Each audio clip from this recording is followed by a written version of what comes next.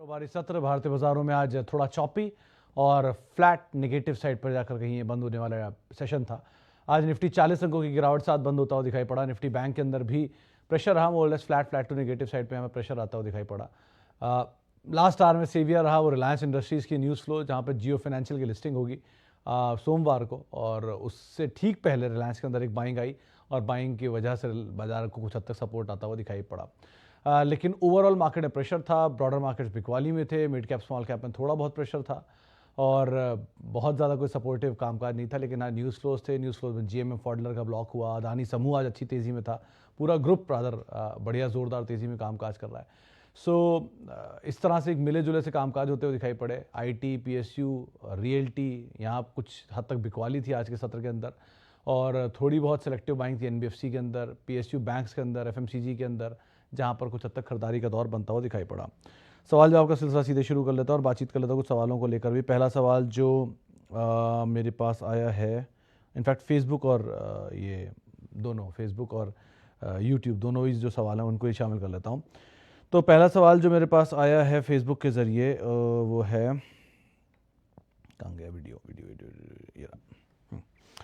Okay, GMDC 200 share 60 रुपये की buying है, हिंदुस्तान 350 शेयर 50 रुपये की बाइंग है, दोनों में कैपिटल निकाल चुका हूँ। आगे का व्यू, जयप्रकाश सर जीएमडीसी में तो डिविडेंड अच्छा आएगा, वो पहले 9.5 रुपये आता था, बढ़ के 11 रुपये आएगा, तो यहाँ तो बने रहो आप, वन। और दूसरा क्योंकि कैपिटल निकल चुका तो हिंदुस्तान कॉपर में बने रहो, कोई दिक्कत नहीं है। जहाँ कैपिटल आप निकाल चुके हो तो वहाँ तो आपके लिए बने रहना ज़्यादा लॉजिकल होता है। और जीएमडीसी क्योंकि हायर डिविडेंड पेइंग कंपनी है तो उसका डिविडेंड भी अच्छा आएगा, तो डिविडेंड का इस्तेमाल करना फर्दर किसी और स्टॉक को एक्यूमुलेट करने के लिए, लोअर लेवल पे ऐड करने के लिए, किसी क्वालिटी कंपनी में डाल दो पैसा निकाल के, तो उससे ये होगा एटलीस्ट कि मतलब ये भी क्वालिटी है बट ये पीएसयूज़ हैं।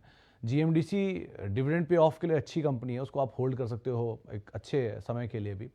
और हिंदुस्तान कॉपर में कंपेरेटिवली जीएमडीसी की इतना अच्छा सिचुएशन नहीं है, लेकिन क्योंकि मेटल साइकिल तेज़ी में आएगी तो वापस स्टीम पकड़ लेगा। दोनों में सो फार तो आप बने रह सकते हो, और लोअर लेवल पे क्योंकि डिविडेंड्स आएंगे और बाकी पैसा जो होगा उससे कोई अच्छा नाम आप ऐड कर सकते हो। So far good to hold है दोनों। Okay, long term view on Rajesh exports. Mayur sir, मतलब I know promoter very well way back, आज से नहीं करीब 10-12 साल से। बलकम्बी का एक्विजिशन किया था इन्होंने, तब 200 रुपये पे शेयर होता था, तब मैं प्रमोटर से खुद पर्सनली मिल के आया था। तो दो कंपनी का बिजनेस ठीक है, लेकिन बहुत सारे इश्यूज़ के साथ चल रहे हैं अदरवाइज़, तो और बहुत समय से out of sight out of light भी है। ये एक तरफा चल के पैसे बना के दे देगा तो दे देगा, वैसा स्टॉक है। मतलब रिस्क अगर आप ले सकते हो तो आप इसमें बने रहो, लेकिन अदरवाइज़ फंडामेंटल के तौर पे अगर आप देख रहे हो कि वर्ल्ड की लार्जेस्ट गोल्ड रिफाइनर है, बहुत बड़ा रेवेन्यू आता है ये वो, तो उससे अच्छा आप बेटर टाइटन पे रहो, क्योंकि वो गोल्ड रिफाइनिंग बिजनेस में बहुत सारा पैसा इधर उधर होता रहता है। बेटर ये है कि आप अगर रिस्क ले सकते हो तो ठीक है, आप फिर भी बने रहो, स्टॉप लॉस क्लोज रखना अपना इसमें। लेकिन अदरवाइज फंडामेंटल के लिहाज से और बेटर ऑप्शन अवेलेबल है मार्केट में, इतना ही बोल पाऊंगा आपके लिए। Best value buy, value pick to buy now. Mittal sir, बाजार अभी अपने ऑल टाइम हाई से बहुत टूटा नहीं है मेरे ख्याल से। 19,800 19,900 के हाईज और 19,700 19,200 300 पे खड़ा है। 500-600 पॉइंट में आपको वैल्यू बाय कहाँ दिख जाएगी? वैल्यू बाय ऐसी नहीं होती, वैल्यू बाय होती है जब बाजार करेक्शन दिखाए और उसके बाद मिले। हर आदमी मुझसे अक्सर पूछता रहता है सीजी पावर बताइए, और अगला कोई, या अगला कोई ये बताइए, सोम डिस्लरीज बताइए, तो ऐसे नाम पूछते रहते हैं। सर ये सब नाम ऐसे नहीं मिल जाते हैं, कुछ समय लगेगा, मिल जाएंगे। एक भी मिल गया आपके स्पैन में, इन्वेस्टमेंट स्पैन में, तो ही आपके पोर्टफोलियो को मल्टीपल टाइम बड़ा कर सकता है ये। ऐसा कोई ज़रूरी नहीं है कि हर बॉल पे छक्के लगें, कुछ बॉल डक छोड़नी पड़ती हैं, कुछ वाइड जाती हैं, कुछ नो होती हैं, कुछ वैसे सिंगल से सेटिस्फैक्शन लेना पड़ता है। आप उसी में ही बस क्रीज पे खड़े रहो, वो इंपॉर्टेंट है। 6 और 4 अपने आप लग जाएंगे जब समय आएगा तब, बाकी के लिए वो लूज बॉल मिलेंगी उसके लिए। लेकिन तब तक के लिए एटलीस्ट आप stick to the regular process और अपनी लार्ज कैप कंपनीज के साथ तब तक बने रहिए। Mid cap, small cap, micro cap मिलते रहेंगे। रही बात वैल्यू बाय, तो वैल्यू बाय वर्ड नहीं यूज़ करूँगा। अभी के लिए आप कुछ सोच रहे हो तो अदानी समूह में, अदानी ट्रांस, अदानी पावर में पहले ही बोल चुका हूँ, आज फिर बोलूँगा। जुबलेंट इंग्रेविया में पहले ही बोल चुका हूँ, आज फिर बोलूँगा। उसके अलावा टाटा कॉम पहले भी मैंने कई बार नाम लिया, फिर से नाम लूँगा। Then comes JK cement, is a good bet. ये पुराने ट्रेडिशनल नाम है जहाँ पर मैं पहले भी कई बार जिक्र कर चुका हूँ। ये अच्छी कंपनियाँ हैं, इनको आप देख सकते हो। अदानी समूह के बारे में इसलिए बोल रहा हूँ कि वहाँ कुछ बदलाव हुए हैं चीज़ों में, सिर्फ इन्हीं दोनों में। बाकियों में अदानी विल्मर के नंबर कमज़ोर हैं, तो जिनके पास पड़ा है वो पड़ा रहने दें, वो पोजीशन थोड़ा बहुत ऐड भी कर सकते हैं 350 का स्टॉप डाल के, 350 360 का स्टॉप लॉस डाल के। लेकिन इनमें आप बाकी अगर नया कुछ ढूंढ रहे हो तो ट्रांस और अदानी पावर फिर भी एक अच्छे विकल्प हो सकते हैं जिनको आप देख सकते हो। Okay, what about axis bank result के बाद काफ़ी डाउन आएगा, आएगी, आ गई, अच्छा आ गई। तो खान साहब, एक्सिस बैंक दो इट्स अ क्वालिटी बैंक, और ऐसा नहीं खाली अकेला एक्सिस बैंक नीचे है, सारा HDFC बैंक, ICICI बैंक लगातार 3 दिन से टूट रहे हैं, और प्लस एक्सिस बैंक साथ उनके नीचे आ रहा है, पूरा बैंकिंग सेक्टर ही कूल ऑफ हुआ है। सो बैंकिंग, अगर किसी मार्केट को चलना है, अगर आपको लगता है कि निफ्टी आज 20,000 है, कल 40,000 होगा 10 साल बाद या 20 साल बाद जो भी लेवल होंगे, अगर वो 40,000 होगा तो बिना बैंकिंग के, बिना रिलायंस के, बिना ITC के, बिना SBI के, बिना L&T के नहीं हो सकता। ये तब से हैं जब से बाज़ार है, मतलब मैक्सिमम। तो जो इंडेक्स के सबसे पुराने शेयरों में इनके नाम शुमार हैं, तो ये रहते ही हैं आमतौर पे, और बैंक्स को चलना ही होगा, उसके बिना ये सबसे बड़ी वेटेज है, 22-24% के आसपास की वेटेज इंडिसीज़ में होती है फाइनेंशियल्स की, तो वेटेज तो रहेगी ही। सो आप बने रहो अगर आपके पास है तो, और नीचे अगर आप ऐड करने की कैपेसिटी रखते हो थोड़ा थोड़ा ऐड भी करते रहो, सब्सटेंशियल गैप होने के बाद। ऐसा नहीं हो कि आज मतलब 950 है, कल 935 में आपको लगा कि नहीं गैप हो गया, इतना नहीं, एक सब्सटेंशियल गैप मिलता रहे, तब आप थोड़ा थोड़ा ऐड करते जाओ, थोड़ा थोड़ा, मतलब क्वांटिटी छोटी रखना, ताकि आप लॉन्ग टर्म तक या बहुत देर तक उसकी SIP को कंटिन्यू कर पाओ। Okay, where is Lakshmi organic 385 की बाइंग है, क्या एवरेज कर सकते हैं सर? लक्ष्मी ऑर्गेनिक थोड़ा कर सकते हैं, बट ये जो नई पोजीशन होगी ना, इसमें स्टॉप रखना, क्योंकि आज वो राहुल कह रहे थे, राहुल हमारे साथ जुड़े हुए दोपहर में, एक फीमेल का सवाल था, उन्होंने पूछा था, तो उन्होंने बोला था 370 के ऊपर इसमें बाइंग नहीं, 270-280 के ऊपर इसमें बढ़िया तेज़ी आएगी, 262-63 चल रहा है।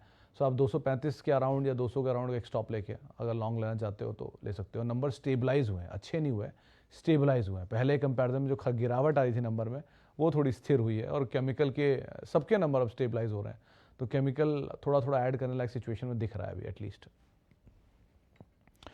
अच्छा, अब कुछ सवाल ले लेता हूँ मैं, वो फेसबुक वाले भी, व्हाट्सएप वाले, यूट्यूब वाले भी, जहाँ पर can accumulate Asian paint, Deepak nitrite and Eicher at this price? You can accumulate Uttam ji, Deepak nitrite, order would be Deepak nitrite, Eicher and Asian, मतलब इसमें सबसे अच्छी क्वालिटी वैसे एशियन की है, लेकिन मैं ऑर्डर उल्टा दे रहा हूँ क्योंकि सबसे ज़्यादा करेक्शन दीपक में आया हुआ है, तो करेक्शन वाइज दीपक, देन लेस्ट करेक्शन वाइज आइशर, क्योंकि चला नहीं है बहुत, थोड़ा समय ले सकता है चलने में, क्योंकि कंपटीशन एक्सटेंड हुआ है वो हीरो की तरफ से इनके लिए, तो अभी ये बाजार वॉच करना चाहे ये कितना इम्पैक्ट आ रहा है, उसके बाद जैसी स्टेबल हो जाएगी, नई करेक्शन नहीं आया बहुत, तो वापस आइशर को खींचना शुरू करेगा, या अगर आ गया तो और पिटाई कर सकता है।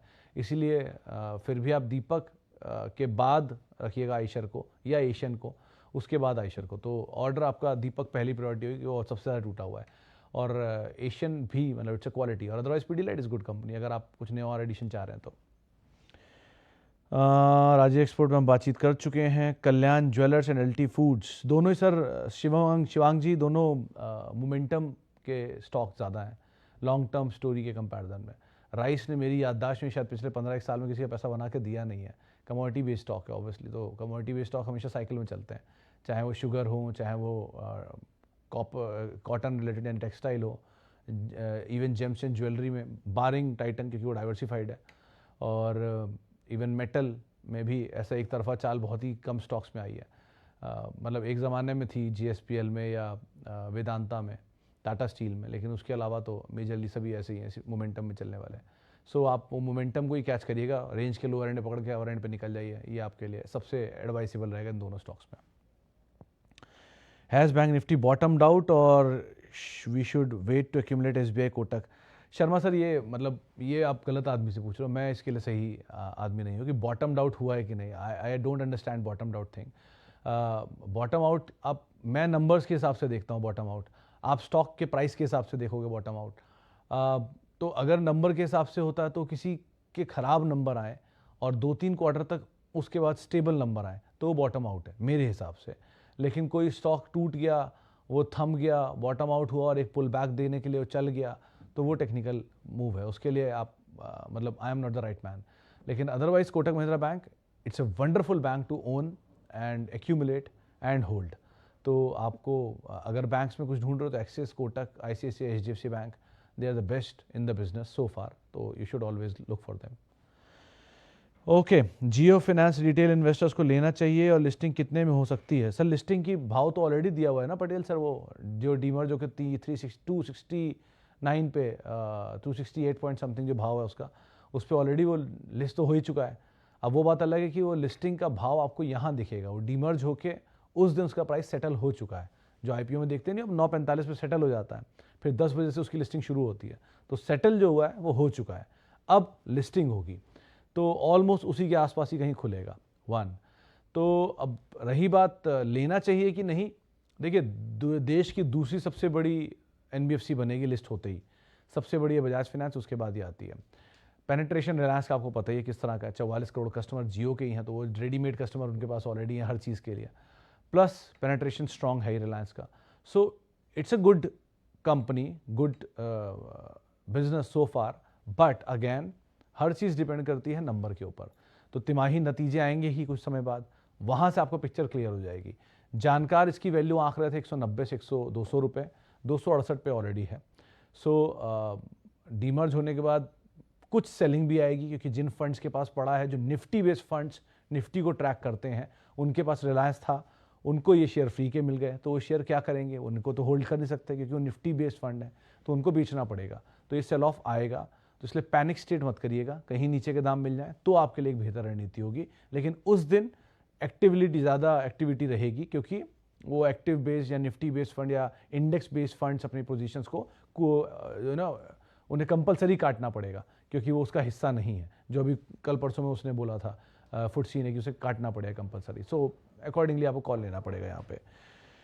चलिए एक सवाल और लेता हूँ lastly, Balaji Amine sir avoid Avinash ji, क्योंकि यहाँ पर नंबर अब तक आए नहीं है और सिचुएशन भी क्लियर नहीं है। फाइन ऑर्गेनिक्स के प्रमोटर माल बेच रहा है, ये चीज़ तो क्लियर है, लेकिन वैल्यू अच्छी है, इसलिए वो थोड़ा बेटर लग रहा है, ल्यूक्रेटिव लग रहा है, और नंबर भी स्टेबल है, इसलिए एक बार को आप उसे देख सकते हो, बट रिस्की बेट है, इसलिए स्टॉप लॉस लेकर ही उसके अंदर काम करना। एक ही केवीएट है कि प्रमोटर यहाँ पर लगातार माल बेच रहा है। चलिए इतने सवालों शामिल करूँगा, अब आपसे मुलाकात होगी सोमवार को, और आप मेरे साथ जुड़ सकते हैं @सुमित रिसर्च, मेरा ट्विटर हैंडल है, तमाम सोशल मीडिया हैंडल्स हैं। और किसी भी निवेश से पहले अपने वित्तीय सलाहकार की राय जरूर ले लें, और कोई सवाल पूछना चाहते हैं तो CNBC आवाज़ के यूट्यूब और फेसबुक पेज पे आप हमेशा पूछ सकते हैं। नमस्कार।